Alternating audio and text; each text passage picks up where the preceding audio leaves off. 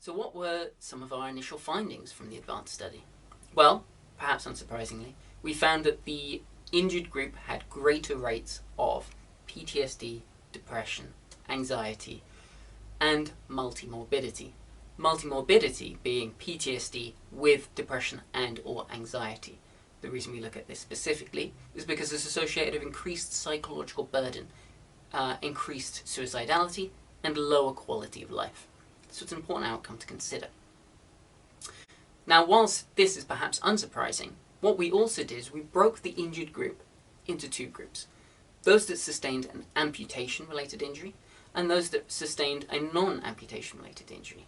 So this group might have experienced things like gunshot wounds, fragmentation wounds from explosions, things like that.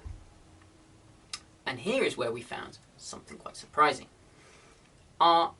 Those that sustained an amputation-related injury had very similar rates of mental health problems compared to the uninjured group.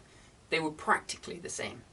Whereas those that experienced a non-amputation related injury, those were the ones that were really driving this difference that we saw between the injured group and the uninjured group. So why are we seeing these differences between the amputees and the injured non-amputees? Well, we have a few theories, and it's actually something that we'd like to look at in a little bit more detail at one of the future follow-ups for ADVANCE. However, our theories include that whilst both groups would have received rehabilitative care to return them to the highest level of physical functioning possible following their injury, perhaps the amputees had access to additional services outside of rehabilitation.